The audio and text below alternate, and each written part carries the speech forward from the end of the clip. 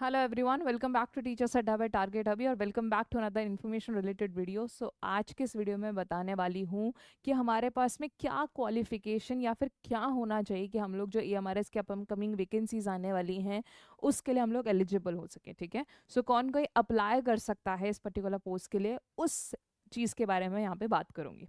तो जब भी किसी एग्जामिनेशन के एप्लीकेशन फॉर्म्स आते हैं तब हमें एक चीज़ की चिंता रहती है, या फिर एप्लीकेशन फॉर्म से आने से पहले जब हमें पता होता है कि यस ये वैकेंसी आ रही है और हम लोग एलिजिबल है या नहीं है। ठीक है, तो एलिजिबिलिटी क्राइटेरिया बहुत ज़्यादा परेशान करता है स्टूडेंट्स को। ठीक है, अब एलिजिबिलिटी दो एस्पेक्ट में देखी जाती है। एक होता है एज रिलेटेड क्राइटेरिया जिसको हम लोग एज लिमिट बोलते हैं। ठीक है, एक होता है एजुकेशनल क्वालिफिकेशन कि किस तरह की एजुकेशनल क्वालिफिकेशन हो हमारे पास में ताकि हम इस पर्टिकुलर एग्जामिनेशन के लिए कहीं ना कहीं वो हो पाए। ठीक है, तैयार हो पाए और हमें पता हो कि हम एलिजिबल हो पाए। ठीक है, तो वो सारी चीज़ों के बारे में बात मैं यहाँ पे करने वाली हूँ। अगर मैं बात करूँ पीजीटी कंप्यूटर साइंस के सेक्शन में, ठीक है, क्योंकि लास्ट टाइम जो पोस्ट आई थी वो पीजीटी कंप्यूटर साइंस की आई थी, तो अभी हमारे पास जो डेटा है वो पीजीटी कंप्यूटर साइंस का ही है। और जितने भी प्रोजेक्शंस कहते हैं वो कहते हैं कि पीजीटी की ही पोस्ट आएगी आपके EMRS के सेक्शन में। तो चलिए बात करते हैं एज लिमिट के, बात कर रहे हैं कंप्यूटर साइंस के पोस्ट की। तो एज लिमिट है वो आपकी एक्सीड नहीं होनी चाहिए 40 ईयर्स के साथ में। ठीक है, 40 साल से ऊपर अगर आपकी एज है तो आप इसमें एलिजिबल नहीं हो पाएंगे इस पोस्ट के लिए। तो एज जो एज लिमिट है वो 40 साल की है, लेकिन ऑब्वियसली अगर आप किसी भी रिजर्व कैटेगरी से बिलोंग करते हो तो आपको एज रिलैक्सेशन मिलेगा as per the norms of ministry. ठीक है, कि मिनिस्ट्री के क्या नॉर्म्स हैं फॉर डिफरेंट एग्जामिनेशंस। तो SC ST OBC अगर आप लोग हैं तो आपको रिलैक्सेशन उस केस में मिलता है।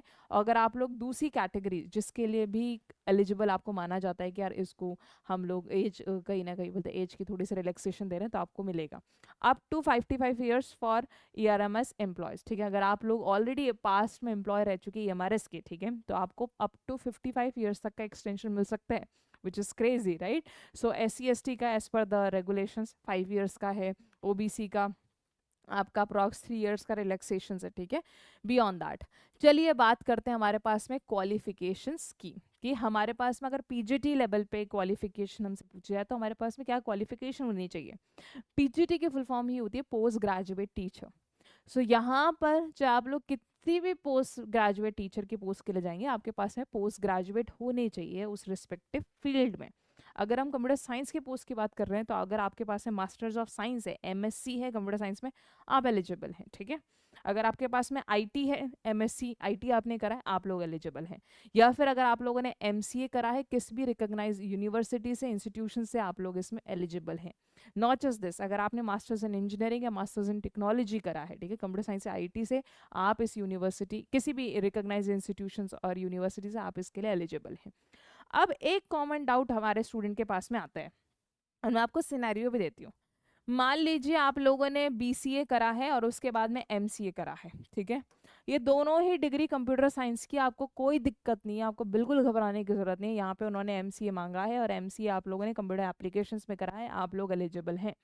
अगर आपकी कोई भी डिग्री है, ठीक है, और वो डिग्री आपकी कंप्यूटर साइंस की नहीं थी, कोई दिक्कत नहीं है, आप लोगों ने मास्टर्स कंप्यूटर साइंस में करी हुई होनी चाहिए। इधर आप लोगों ने मास्टर्स इन कंप्यूटर साइंस में, masters in science computer science में करी है ना, CS की पोस्ट ग्रेजुएशन डिग्री हो गई, चलेगा। ठीक है, अगर आप लोगों ने MCA करा है, CS की पोस्ट ग्रेजुएट डिग्री चलेगा। अगर आप लोगों ने BTech करा है, ठीक है, फॉर एग्जाम्पल आप लोगों ने BTech करा और BTech आपका कंप्यूटर साइंस का नहीं है, कोई दिक्कत नहीं है, MTech आपका कंप्यूटर साइंस का होना चाहिए। अगर आपका BTech भी दूसरा है, MTech भी दूसरा है, तो ऑब्वियसली आप एलिजिबल नहीं हो सकते इस पोस्ट के लिए, क्योंकि आपके पास में कंप्यूटर साइंस की डिग्री नहीं है। आप फिर उस पर्टिकुलर BTech या MTech की कैटेगरी की पोस्ट देखिए, क्योंकि मुझे पता है कि जब भी वैकेंसीज आती है तो यही डाउट्स हमें यहाँ पे आने वाले हैं। सो मैं आप लोग के लिए यहीं पे क्लियर कर दूं, अगर आपकी ग्रेजुएशन एंड पोस्ट ग्रेजुएशन दोनों ही कंप्यूटर साइंस है, चाहे कुछ भी है इसमें, BSc करी है, BTech करा है, BCA करा है, कोई दिक्कत नहीं है, पोस्ट ग्रेजुएशन होनी चाहिए। ठीक है, लेकिन अगर आपका डिग्री प्रोग्राम कोई और है उससे भी कोई दिक्कत नहीं है। उसके बाद आपकी मास्टर्स इन चारों में से एक होनी चाहिए। ठीक है, अगर इन चारों में से एक है और इसके अलावा कुछ और है तो आप लोग एलिजिबल नहीं है, इट्स वेरी वेरी क्लियर। ठीक है, राइट। अगर आप लोगों ने मान लीजिए BTech करा है इलेक्ट्रॉनिक्स में और MTech भी करा है इलेक्ट्रॉनिक्स में, तो आप कंप्यूटर साइंस की पोस्ट के लिए एलिजिबल नहीं हो पाएंगे उस केस में।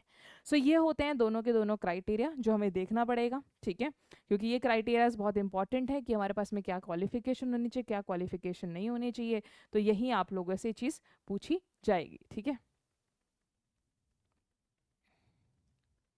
सो उससे आगे जाने से पहले मैं आप लोगों को ये बता दूं बस, ठीक है, जैसे कि हमारी ये पीजीटी और के भी है ना, जैसे पीजीटी बाकियों के है, पीजीटी इंग्लिश हिंदी, ठीक है। सो उसमें कुछ एसेंशियल क्वालिफिकेशन है कि पोस्ट ग्रेजुएट डिग्री चाहिए उस केस में, ठीक है। Masters degree any subject other than subject mention will not be considered eligible, ये आप लोग याद रखना, ठीक है। अगर इनके अलावा आपके पास में candidate possessing master degree with specialisation subject is mention above will only be consider as eligible, ठीक है, right. B.Ed degree in the case of integrated 4 years course B.Ed is not required, वो उनके लिए है। पीजीटी कंप्यूटर साइंस में यहाँ पे वो B.Ed नहीं मांग रहे हैं। If someone has a doubt, computer science में they are not asking for a B.Ed, they are just asking for what, they are just asking for a post graduate degree, ठीक है। सो आई एम होपिंग ये video आप लोगों के लिए कहीं ना कहीं हेल्पफुल रहा होगा। If that is the case तो मैं आपको एक बात बताना चाहती हूँ कि टारगेट अभी जो हमारा प्लेटफॉर्म है वो लेके आया है EMRS 2025 के लिए संकल्प बैच, और इस संकल्प बैच का पार्ट आप लोग बन सकते हैं।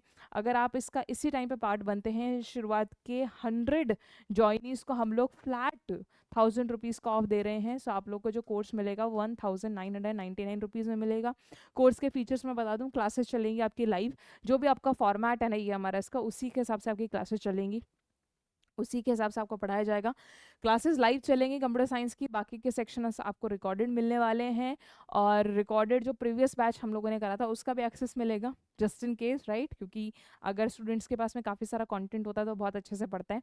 टेस्ट सीरीज का प्लान भी इसी में इंक्लूडेड है, और हम लोग डाउट सेशंस भी कंडक्ट करते हैं time and again to resolve the doubts of our students, right. So this is the plan. यहाँ पे आपका न्यू लाइव बैच है, ठीक है। जो आपका बैच था वो 16 दिसंबर से शुरू हो गया है, लेकिन अगर आप अभी ज्वाइन करते हैं तो आपको फ्लैट क्या बोलते हैं 1000 रुपीज़ का ऑफ मिल रहा है। ऐसा कभी मत सोचना कि जो चीज़ें हम लोगों ने ऑलरेडी पढ़ा दी हैं वो हम दोबारा नहीं पढ़ाएंगे, क्या हम सब कुछ दोबारा पढ़ाएंगे, ठीक है, राइट। जैसे हमारी वैकेंसीज आती हैं हम लोग एक और नया बैच लॉन्च करेंगे, लेकिन तब तक का आपको वेट नहीं करना, आपको अभी जस्ट ज्वाइन करना है, ठीक है। क्योंकि अभी जो मिल रहा है वो तो आपको मिलेगा ही मिलेगा, पिछला भी रिकॉर्डेड मिलेगा, तो आपके पास में एक अच्छा खासा टाइम होगा तैयारी करने के लिए। ये हमारे से सेंट्रल गवर्नमेंट वैकेंसीज, आप इसको 2 महीने में या 3 महीने में पढ़ के इसको क्वालिफाई नहीं कर पाएंगे, ठीक है, क्योंकि हिंदी और इंग्लिश में इसमें कहीं ना कहीं काफ़ी टफ है। तो जो पूरा प्लान है वो कंप्लीट प्लान है, लाइव एंड रिकॉर्डेड मोड पे आपका ये फॉर्मेट रहेगा। So I will see you all in the next video then. Thank you so much, take care.